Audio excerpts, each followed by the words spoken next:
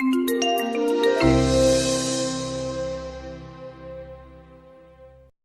welcome. Thanks for being here. First, I'd love to have you guys each do a quick introduction, talk about who you are, what you're working on, talk about your book too a little bit, Frank, and we'll go from there. For me first? Yeah, why don't you lead us Okay. off? Hi, my name is Frank Supovitz. I'm currently the CEO of Fast Traffic Events and Entertainment. We're an event management production consulting company. Some of the clients that we have right now include the rooftop at Pier 17. Hope you've been down there to enjoy a concert at the South Street Seaport.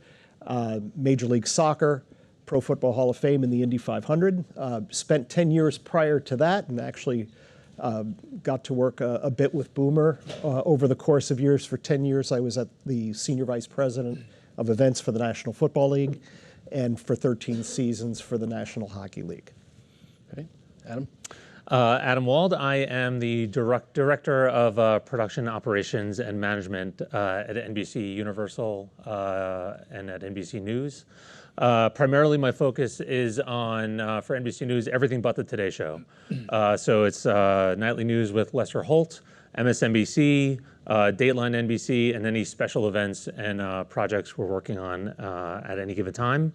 Aside from that, I am also the line producer on NBC Entertainment's annual holiday shows. That's the Macy's Thanksgiving Day Parade, the Christmas tree lighting in Rockefeller Center, and the Macy's July 4th fireworks. Boomer.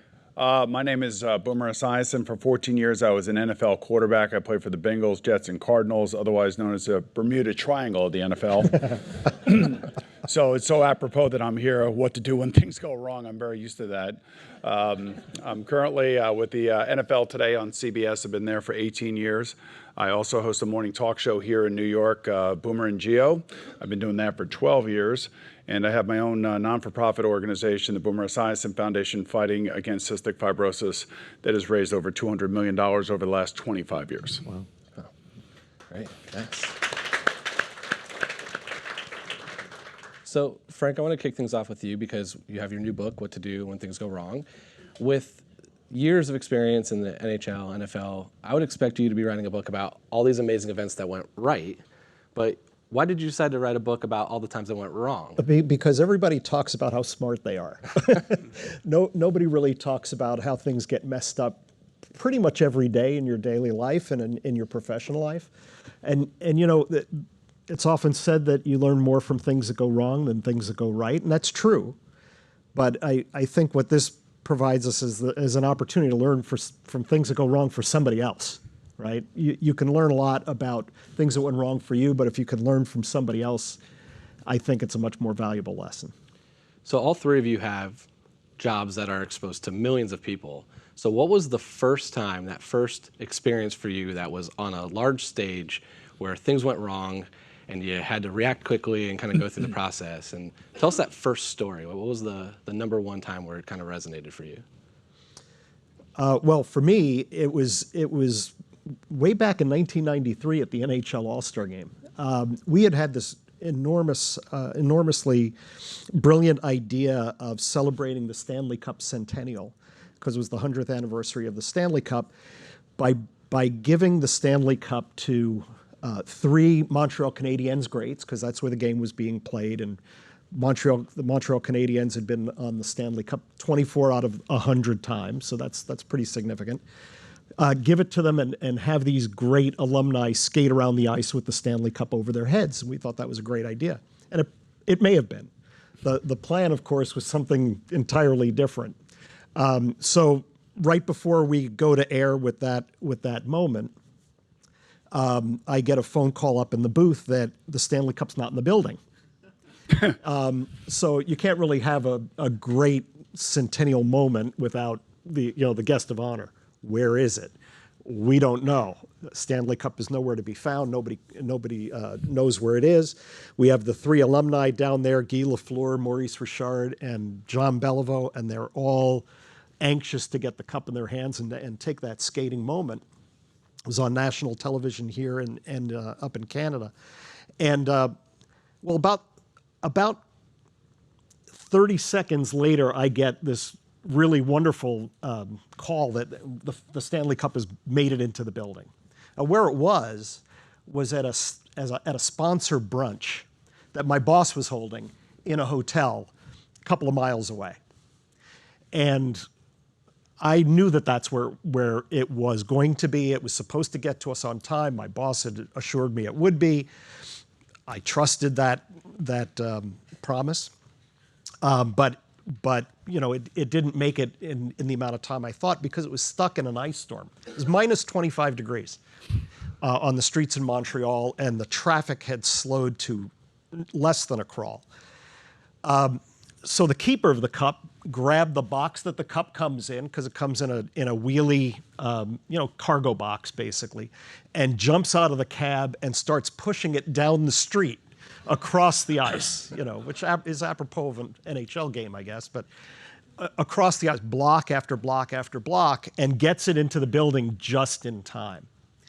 And so I say, get it into the Rocket's hands. We get it into the Rocket's hands. He comes out onto the ice, and it's one of those moments that start a great event off with a bang, because that's the sound the Stanley Cup made when it hit the ice after he dropped it.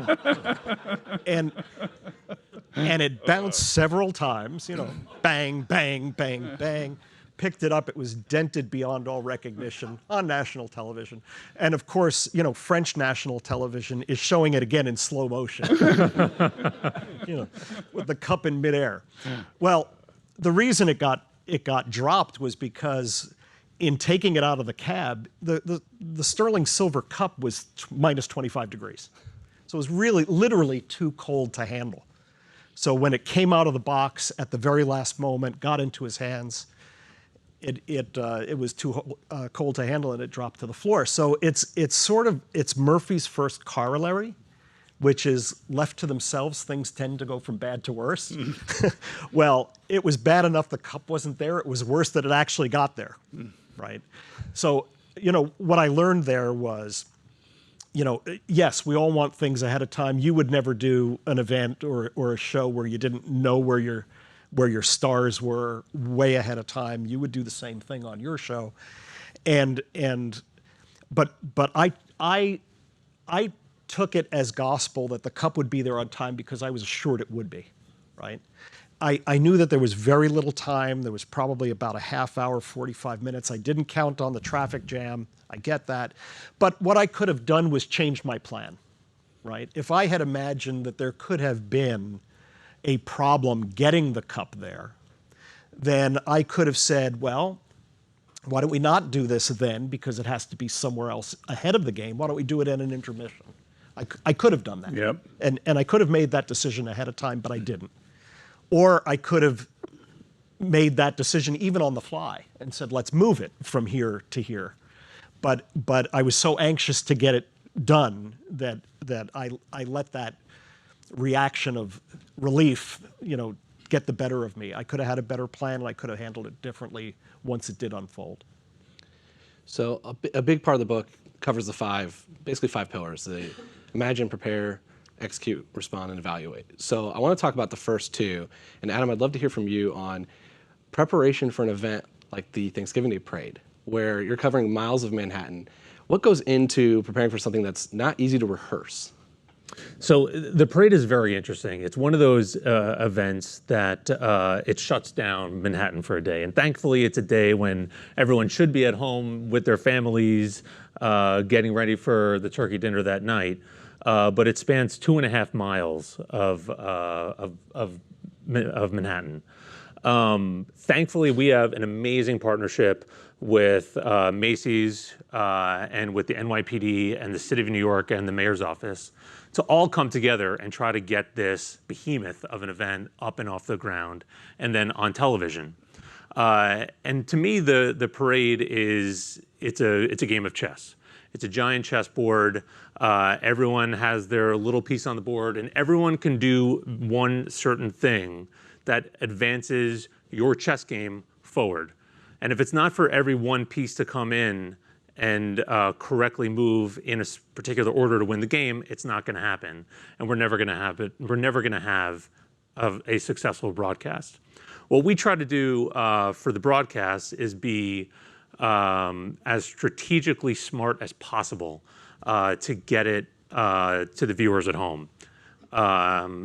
We have a giant operation uptown at the start of the parade to kick things off, and then we have a massive operation downtown, which is basically what you see on TV is the end of the parade. It's the culmination. It's the big Macy's star logo on the street. It's what viewers mostly see at home.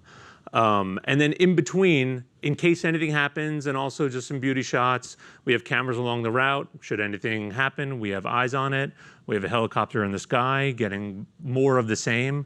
So we start big, we end big, and we cover the middle as best we can to showcase what an amazing event it is, and also strategically figure out a way to put ourselves in the best position to see the whole thing should anything happen.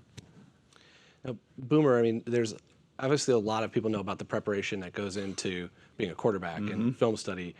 How have you taken that experience and turned into your morning show, which is every day? How do you prepare for something like that? You know what? It's I always say to myself, don't say the 7 words you can't say over live air, because that's where you get in trouble when you get fired and somebody gets mad at you. So, and we're always insulting somebody somewhere. So you just have to sometimes deal with the blowback now on social media too as well. So that's a big part of what we're doing. But I will say this, you know, as a quarterback, these guys do events, they sit in offices, they talk to people, they're nice and comfortable, they can get some lunch, get some coffee, whenever they want.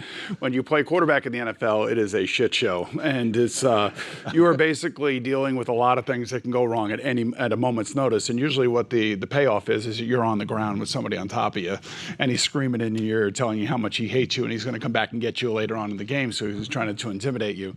So I always say this, you know, I learned pretty early on in the NFL that preparation is the key to everything. If you don't know what you're doing, then, especially as a quarterback, because you are the leader of the team, then the other 10 guys, the other 43 guys on the team are not going to believe in you, not believe in what you're selling if you don't know what you're doing on the field. So I tried to always convince my rookie year everybody that I knew what I was doing. So I got into a game against the New Orleans Saints. I was the rookie quarterback. Dave Remington, who was an Outland Trophy winner and a first-round draft choice, was my center. And we're playing against a really great defense down in New Orleans. There's about 90,000 people down there screaming now, and you can't even hear. And I'm in shotgun for the first 3 series of the game, and I go 0 for 7. I go 0 for 7 because I have no idea what I'm doing, and I'm arguing with my center about pass protection and which way I would like to have the offensive line go to pick up the extra blitzer that's coming after me. And 4 straight times I sent the offensive line the wrong way.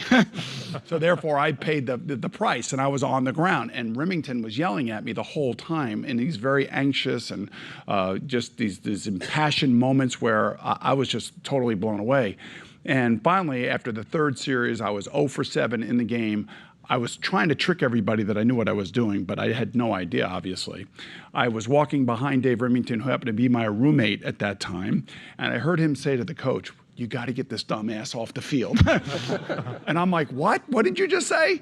He goes, "You got to get this he said he got to get this dumbass off the field because he doesn't know what he's doing. He's killing us." And so the coach pulled me out of the game and said, "You're not playing." So Dave's over there on the sideline sitting, I walk away. I said, "Did you just tell on me to the coach?" And he goes, "Yes, I told on you because you're killing us out there. You have no idea what you're doing." And I learned that day that it was all about preparation, really understanding what I was getting myself into.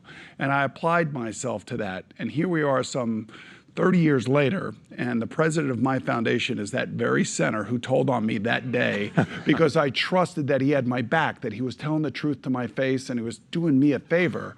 And he was also teaching me a lesson that preparation was always the key. So I had always felt like when I stepped on the field after that, no matter what the situation was, at least I was prepared beyond everybody else on the field. And the older I got, the smarter I became, and the better I became as a player. And I was able to do the same thing or pass on the same message to my teammates. So preparation for me was always the key, and still is to this day, for radio, television, and wherever I may be. And as a player, how did you balance preparing for the expected, the schemes, certain tendencies versus the unexpected. There's times you've got to scramble out of the pocket. How'd you balance how much of that? Some of that stuff has to come natural. You have to be built with it. You have to be born with it. It has to be like a sixth sense. And there are people in here that may not be athletes. You may be great tech people. You may be great on the computer. You just understand it. You know what's going on. You can think your way through things. And we have to be reactionary pretty quickly, And sometimes things are going to go wrong. And I would say that, half of my career, a lot went wrong, and half of my career, a lot went right. And I'll give you one more story about what went wrong in the midst of just total mayhem. It was 1995. I was the quarterback for the Jets. We had just gotten a new coach. His name was Richie Kotite, and he was putting in a new offense. And I remember looking at this offense going, man, I have no idea what's going on. So I walked into his office and I said, Richie, man, if I don't understand this, the rest of those Mensa members in that locker room aren't going to get this either. I can tell you that right now. Oh, don't worry about it. They'll get it. They'll get it. We go down to Miami. First game of the year, 95 degrees, 100,000 people, a Pro Player Stadium. Don Shula, Dan Marino, all these first-round draft picks, everything else. They put all this money into free agency, trying to go to the Super Bowl for those two guys. And I'm out there with a collection of young guys, just a mishmash of people, and it wasn't a very good team. And Wayne Corbett was a rookie that year, so he was about 5'10", 160 pounds. When he first came into the huddle that summer, I thought it was somebody's kid. I didn't realize that it was an NFL player. And then, I'm here. I'm like, okay, great. This is going to be fantastic. So we get out there, first play of the game. I tell him in the huddle, look, you have motion, dumb motion, D-U-M. That means when I lift up my heel, you have to come across the formation. So we get out there, and it's loud, it's hot, and I set! And I look over, and Wayne is not paying attention. He's looking at the sideline of the Miami Dolphins going, that's Dan Marino and Don Shula. And I'm like, well, I have to tell the center, don't snap the ball. I got to get Wayne to come in motion. Hold on. And I'm like, Wayne, you got motion, dumb motion. And as I say the word dumb motion, which describes in the playbook what he has to do, Brian Cox, the middle linebacker for the Dolphins, leans over and goes, you guys are the dumbest bitches I've ever seen. That's the first play of the game, right? So, it was all haywire from that point on. We won 3-13 that year, and I ended up getting killed. But at the end of the day, it was just one of those things where sometimes decisions are made around you that really impact you, but all you can do is do the best you can yourself and make sure that you prepare and help everybody else. So my message to young Wayne Corbett, who went on to have a 11-year career, was, Wayne, when you figure this whole thing out, in order to stay in this league, you better be prepared every single game. And to his word, he was. So I'd love to move on to the execution piece now. So you've done your preparation, you've kind of done as much as you can, but then still things can go wrong, and you have to respond. And so, Frank, why don't you tell us about, you were there when the lights went off at the Super Bowl, and you were the man in charge. So what was that day like? What happened? How'd you respond? How'd you handle it? I wasn't the only one there either. I think in a real way, most of you were there too. If you have a bad day at the office, and Boomer talked about us being in a really comfortable place with coffee, sometimes that's true. But when you have something go south on you, if you're really lucky, you're the only one who knows it, and you can respond to it, and you can get the genie back in the bottle. If it's a little bit less a good day, your boss finds out about it, and then maybe some of your clients and maybe some other people. So imagine, if you will, your very worst day at the office, and there's 80,000 people right outside your window, who are experiencing it at the exact same time. I think, Boomer, you were just off the air or just going on the air. Well, I was leaving the NFL Today halftime, going up to do the national radio broadcast. And I got stuck up at the 9th floor when CBS called me and said, you got to come back down because we're going on air. And I'm like, I don't want a piece of that. I don't want to be doing that. I'm stuck up here on the radio. Yeah. And to quickly tell you what we did on radio, everything was out. Everything was done. So our radio producer, Howie Deneroff, who's amazing, figured that he would check the hardline phones that we had in our booth, because he always had hardline phones because that's what he was brought up with. So he always had it. So he had the hardline phone and it was working. So he called back to the studio in New York, patched us through the phone line, and Kevin Harlan and I, who were the ones that were on air, were basically talking to each other through the phone. So we were on air on the phone, believe it or not, when all of this stuff was going on and CBS was still off the air. Everybody was off the air except for us because we had a hard line in our radio booth. Well, my phone didn't work, Okay. so I wish I had your phone, but my phone was dead. My entire side of the stadium was without any kind of power, and we had 80,000 people. We had 115 million people watching on television at that moment. They're trying to figure out what's going on. You're trying to figure out what's going on, and if that's not enough sharing. Pick your worst day ever at work and imagine you've got a crew from 60 Minutes standing right next to you at the moment the lights went out. Well, that's exactly what happened, because 60 Minutes was, and Armen Keteyian was doing a behind the scenes on what it takes to put the Super Bowl together. Great timing for all of us. So yeah, it became kind of a news story, and what was really wonderful about the fact that he and his producer Alan Goldberg were on site at that moment as they were recording all of this. I would have no recollection of how any of this went down because I'm thinking, I'm thinking the worst. I feel awful. We're trying to manage things, and then as things started to come back, the pressure that we were under to get the game going again was really significant, right? Because commercial time is $5 million for a 30-second spot. They don't want to lose viewers at all. And so, we're getting a lot of pressure. Once the lights are back on, get going, tee up the ball. It was right after a touchdown. Actually, the opening kickoff of the second half, which was a touchdown. And remember, the players were all milling around on the Yeah. field now. So everybody's like interacting with each other. So you have the 49ers and the Ravens kind of talking to each other. And there's two Harbaughs involved. Yes, you none got of whom Jim were Harbaugh happy and with John me. Harbaugh. Nobody's happy. At that particular moment. So we did get the lights back up and running and back up to full color temperature in 24 minutes, but we didn't start the game right away. And I think that was probably the best decision we ever made because there's a difference between reacting to a situation and responding to a situation. When you react, it's like, do what you can, get the cup in Maurice Richard's hands. Yes. That's a reaction. Once the plug is back in the wall, get the ball on the tee and let's kick off. What I said, and the only reason I remember it is because 60 Minutes recorded it was, okay, hold on. We're not going to get started again until everything's back up and running. And I wanted to make sure that the coach to quarterback systems were back up and running. You can appreciate that.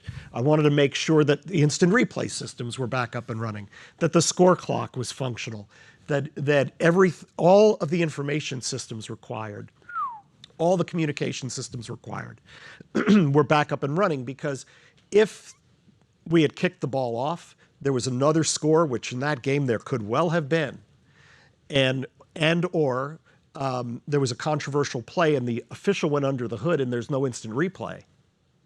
What's the story of the game now?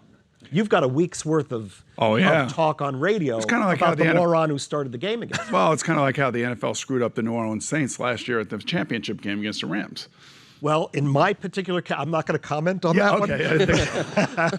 I have my own opinions on that. We can talk about that offline. But the fact of the matter was that I wanted to make sure that we had a game that was 100% authentic, not controversial.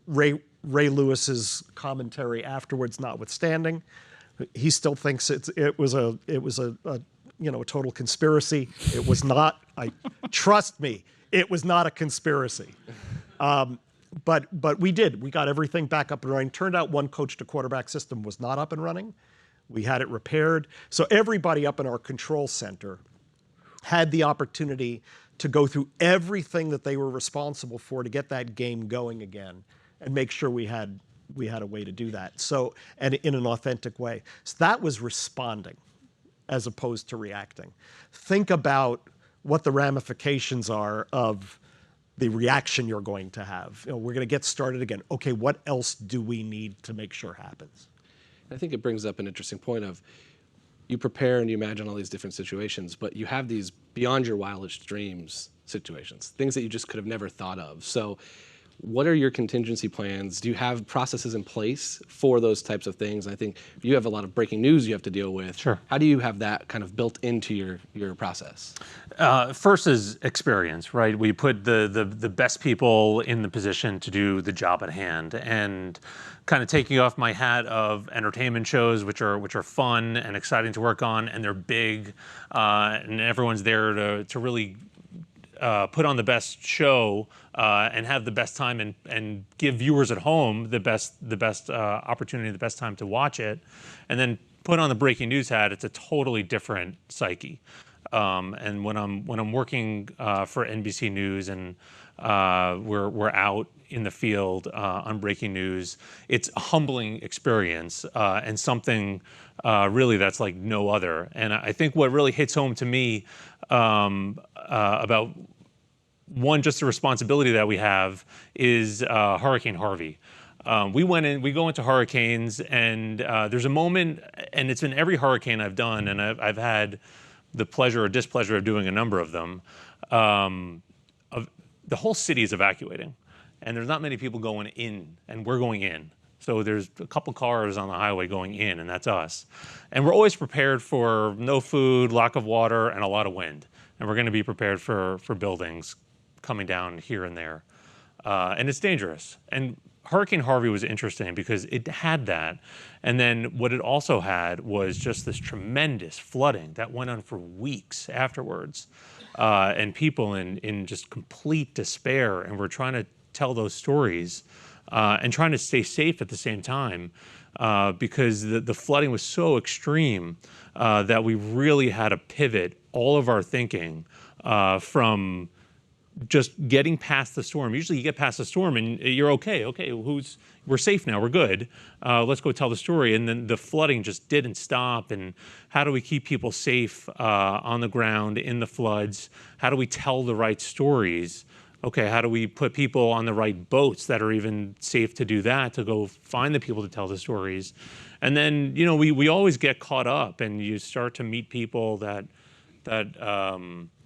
are in dire straits, and we have a boat, they don't have a boat, let's go, come on, right? That's first and foremost, let's get you safe and out of here, and then maybe we can tell your story on the way.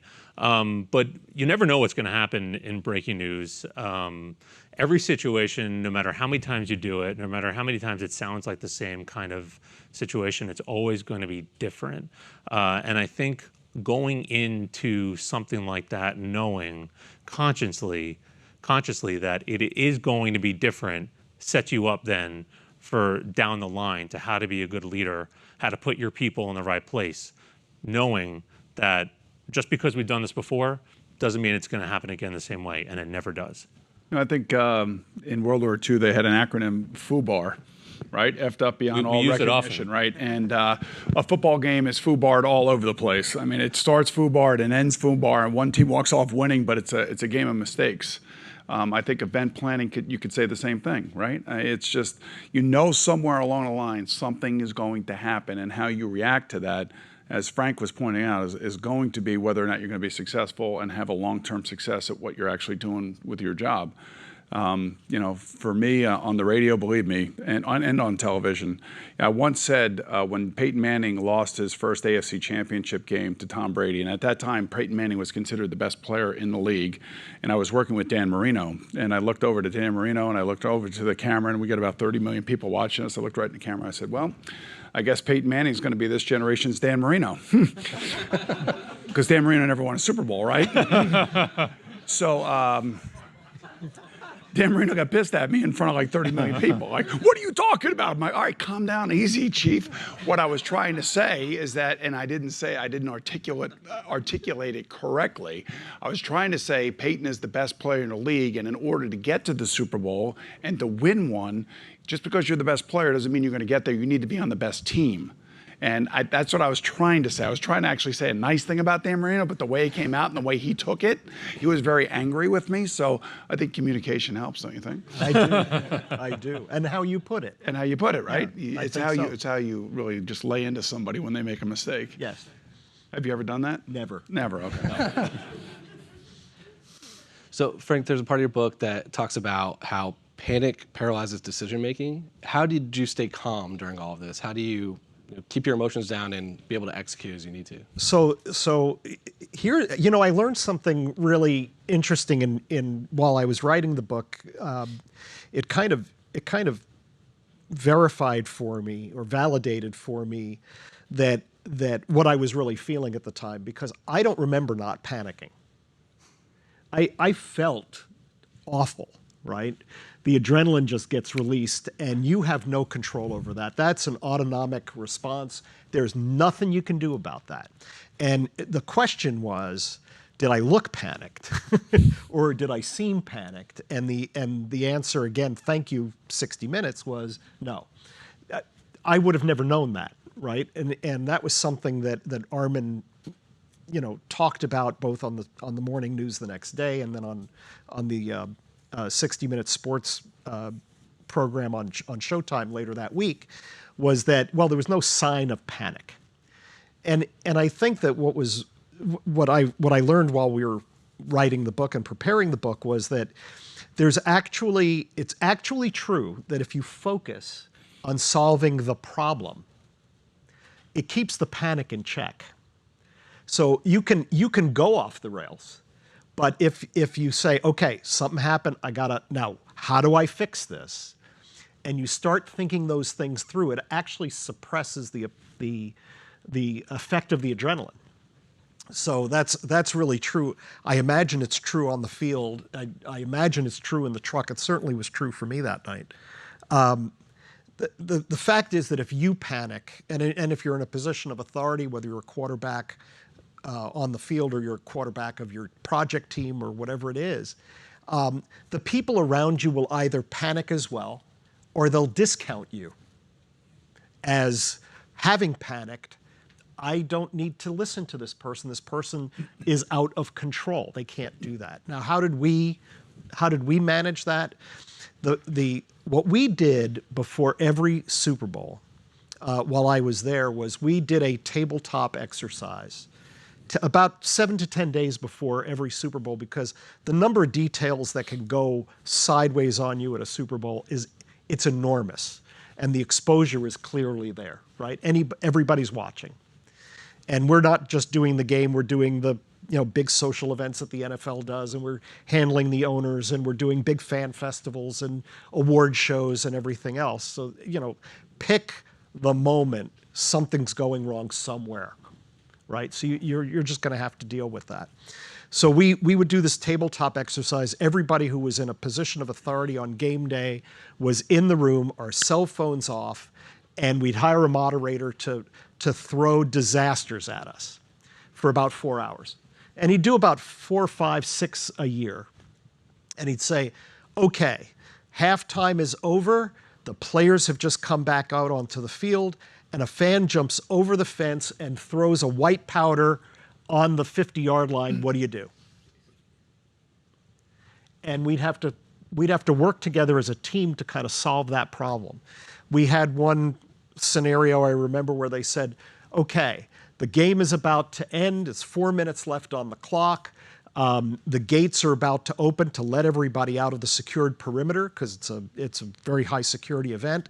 And there's been an assault and possible murder outside one of the gates on the street. It happened to be a stadium that was inside a city, not in the middle of a parking lot.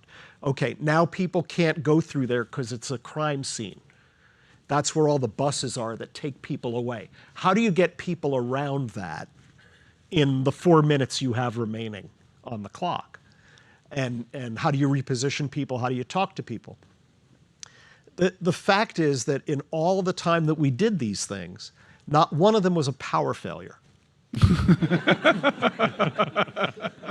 Not one of them. Not one of them. But actually, there was a really good one where the moderator said, or the facilitator said, okay, this disaster just happened, and now Frank has slumped unresponsive to the floor. Solve the problem. Now, that was really good because at the end of the day, it meant that the team had to solve the problem without the captain of the ship being able to pilot it. So they had to solve the problem on their own. And that was an amazing exercise. And I thought they did remarkably well. There's only one thing they didn't do that I did talk to them about later, which was none of them called an EMT for me. They just left you laying there. They just left me on the floor. Yeah. You know, which I really think was an oversight, or at least I'd like to think. You know, you said throw some white powder out on the field, right? Well, we had some white powder the night before our Super Bowl, and this was a whole different white. Oh, okay.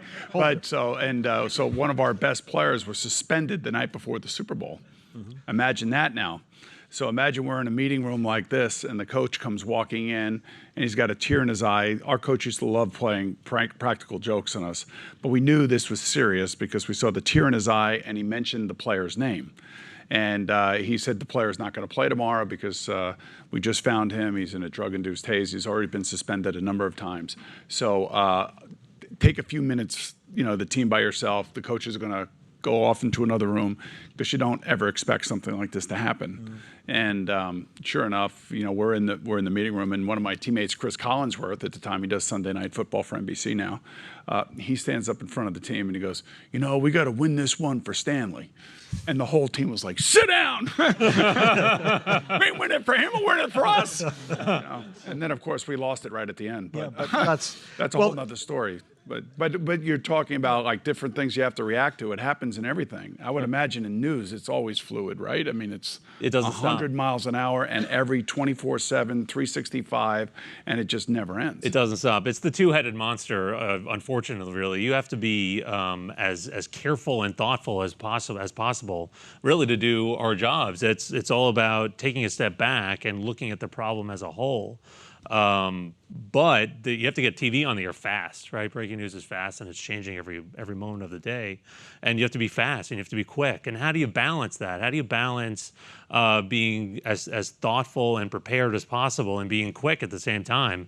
And that's where, we're not always sipping coffee in the lunchroom booms, but we are. I knew you guys weren't going to like that.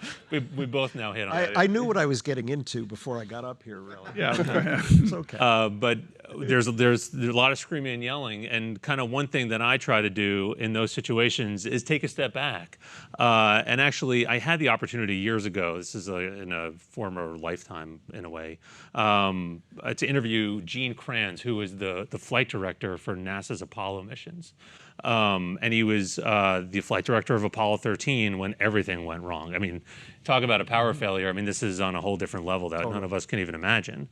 And it's in the movie, and real life, and in the movie, he said, "Stop and work the problem, people. Don't make the problem worse by guessing."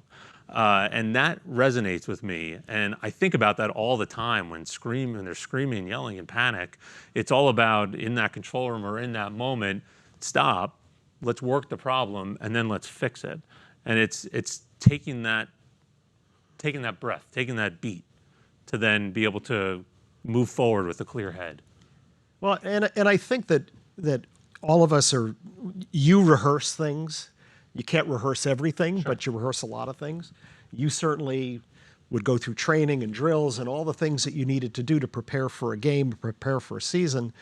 Our tabletop exercises that I mentioned, these simulations that I mentioned, really prepared us. It was an operational rehearsal, right? We were rehearsing what we would do if something went wrong. And in our case, when something did go wrong, the reason nobody in that room panicked is because we went to work the problem just like we did 10 days before when white powder was thrown on the floor. Well, now the lights went out. And I think it was, and I talk about this in the book, and I'll just mention it because it's probably another good thing to remember. And what I always like to do is don't prepare for everything. Prepare for anything. There's a big difference between the two. You can't prepare for everything, right? Everything is everything. That's an infinite amount of things. If you prepare for anything, you have a generalized response or a way to tackle problems when they occur. And I think that's what those tabletop exercises were meant to do. We never did rehearse what would happen if there was a power failure, but we rehearsed by that time, probably over the course of 8 years, maybe 25 different problems. They all had something in common in terms of how you communicate. Not only how you communicate with your team, but the first thing that we did was talk about, what are we going to tell the 80,000 people outside this window? Do we tell them to evacuate? Is there a problem that would require that? You have to make that decision really quick, because you don't want those 80,000 people to be on edge. That can cause you to lose control over a situation really quickly. And then Adam Wald gets on an airplane, flies down to New Orleans, and covers the riot that was created. We're good at it too. Yeah. Creating the I'll riot. get you on here the next morning. No, thank you. So I want to open up to audience questions. So we have 2 microphones if you want to start lining up. While we're doing that, Boomer, can you talk a little bit about your foundation and what you're doing? Yeah, well, you talk about having your life twisted around and without being expecting it. My son was diagnosed with cystic fibrosis at the age of 2. That was 1993. It's a genetic disease that you're born with, and he didn't show any signs at birth. So we went through the first 2 years, and then I became the Jet quarterback in 93, and they put us on the cover of Sports Illustrated in October of 93. He was on my shoulders, and it was called A Quarterback's Crusade.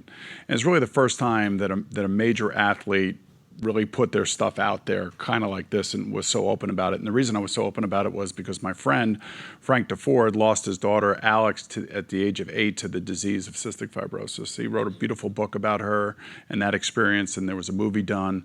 And I was so overwhelmed by his story that I got involved with cystic fibrosis fundraising even before Gunnar was born. So, Gunnar is now 28 years old. He just enrolled at Dartmouth Tuck School of Business. When he was diagnosed, they told us he would make it through high school. Kids were dying before their 19th birthday, and their kids are still dying very young, so we're still working on that. But there has been major drug development over the last 15 years. There's a new drug that's about ready to come to market that has changed the life of all CF patients. So we're living a medical miracle. So it's the Boomer Esiason Foundation. We support scholarships, lung transplant grants, and Gunnar is actually actively involved now. He is blogging, he's writing, podcasting. He goes around the country giving talks on behalf of CF families and patients, and he's also an advocate. And we do spend a lot of time down in Washington, D.C., lobbying the people down there to make sure that our 30,000 have a voice. So that's what we do, and it's been 26 years now, $200 million, and Gunnar is living, breathing proof that we've made great inroads and great strides. It's amazing. Yep, thanks.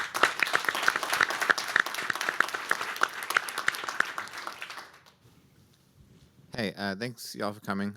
This question is for anyone who wants to answer it. One thing that we do a lot here at Google when things go wrong, and things definitely do go wrong from time to time, is we have postmortems, right? Like, what happened? Why did it happen? What can we do to prevent it from happening again? Does anyone have advice on how to do that effectively?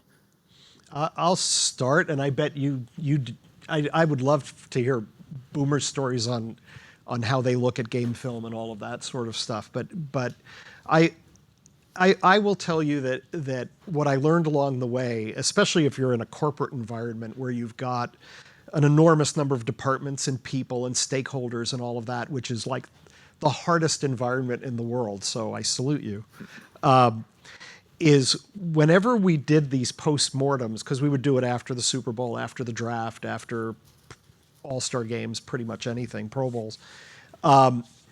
If you do it in a room full of people, you don't get anywhere, right? Everybody's either got a point to make in front of everybody else, or they don't want to make a point in front of everybody else, and you don't really learn that much.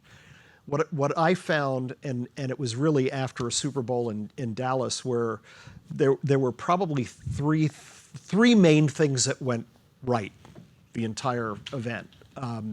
That Super Bowl was just really, really difficult, and lots of things went wrong. We said, let's not do this in a room full of people. Let's do it with smaller groups, but do it, as painful as it sounds, over and over again. And do it so that we understand what the marketing department's experience was. We understand what the broadcasting department's experience was. We understand what, and we went almost department by department instead of trying to do it all at once. And the amount of intelligence that we received was remarkable. So my advice would be to try not to do the multidisciplinary thing in a huge room of people, because you don't get nearly as much intelligence. I'd love to hear what your experience was like. Sitting through a film session after a game that you've lost is not easy. I mean, coaches their jobs are on the line. They're pressurized. The coach is on them. The general manager's on the coach. The owner's on the general manager, and it all rolls downhill. And we usually break up into small groups as well. And, our coaches are the ones that are supposed to inspire us, hopefully make us better, make us understand why we did something wrong. But ultimately, it really comes down to us and how we handle the pressure on the field. Now, I have about 10 employees who work for me and my foundation. I don't like embarrassing anybody in front of everybody else in the group, especially if they do make a key mistake. And there was a mistake made last year at one of our events, and it was significant. I just pulled the person aside and I said, look, man, you know how we run things. You know how we do things. I'm not going to kill you for that mistake. And you recognize the mistake, and just don't let it happen again. And this year we did the event again, and the group that was running the whole event, just like Frank's group, came back and they did a great job. And it was important for me to go back to that person and say, that's the way it's supposed to be done. You did it the right way because you put your time and effort into it. I held her accountable. I took like 3 working vacation days away from her. No, I didn't do that. Don't worry, everybody calm down. So they know they work for a former NFL player, so they also know how I like things done, and they know how I can be rough rough every now and again around the edges when it comes to criticism, but I won't do it in front of everybody. I'll try to do it one-on-one and just make sure that it sticks, the impact sticks. Now, if the mistake keeps happening, then it comes time for change. It's the same thing in the world of football, too. If you keep making the same mistake, you're not going to be on the team for long. NFL is not for long. So that's the way it works with coaches. And they have to be pretty direct, I think.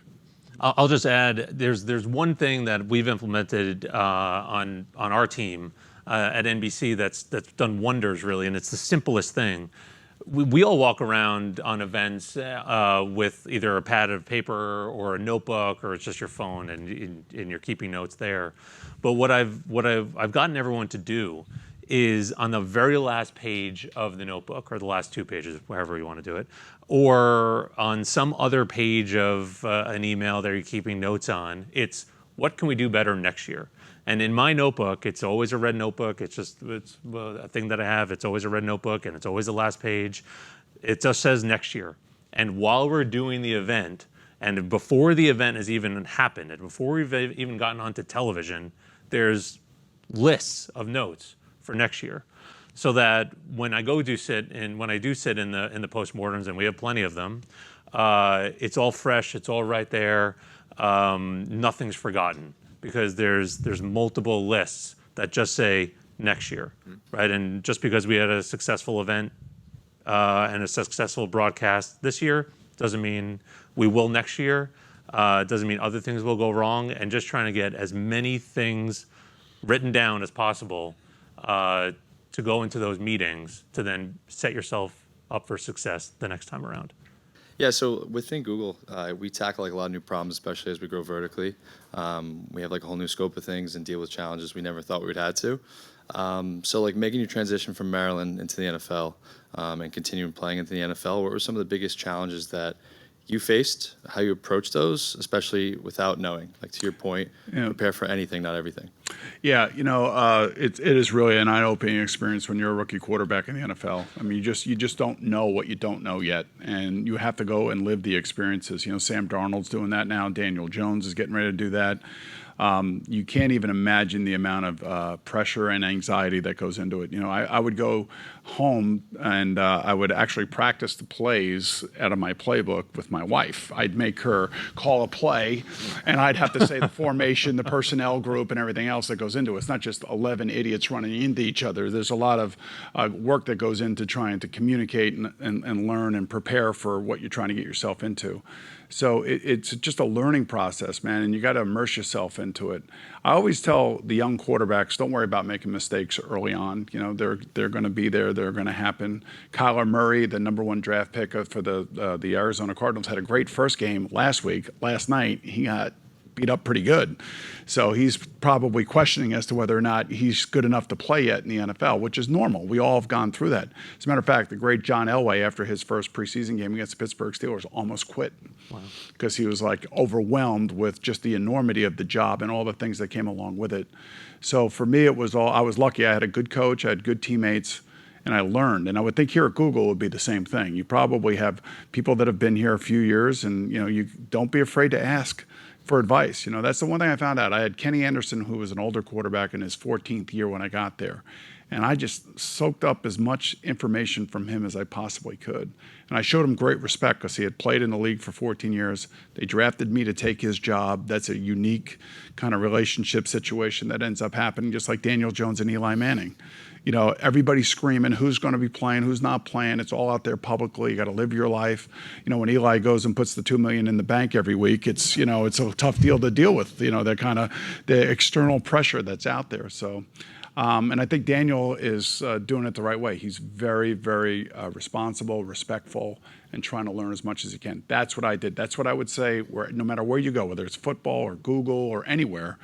If you're first starting out and you're growing and you're integrating, there's people that are above you that have experience. Don't be afraid to ask for help or advice. It's not showing weakness. It's actually showing what I always look at it as. It's showing there's a person that really wants to learn and work here, and we want to give that person as much information as they're willing to absorb. They're not hiding, right? Yeah. They are right there in the middle of everything, and they're asking questions. Just don't be a pain in the ass. I mean, you wrote a whole book about it, obviously, but I think in a way, and especially as a quarterback, it's for everyone to see. I love admitting when I made a mistake.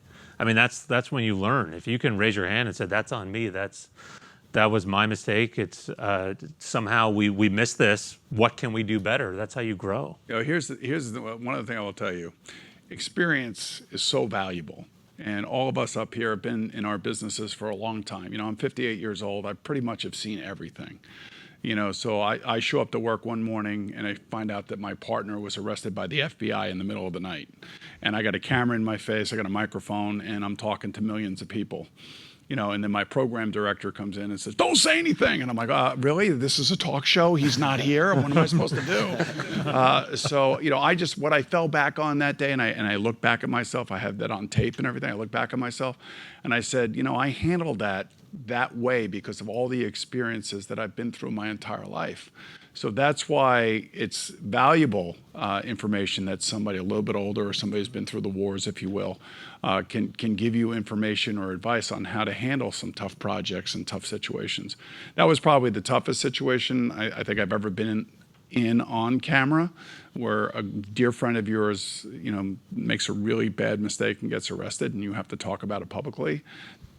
It's the only way I could have said I got through that was through the experiences of my life, and that's what makes you who you are. So don't be afraid to ask for advice. Gentlemen, thank you for coming today. Thank you. Thank you very much. Thanks for having us.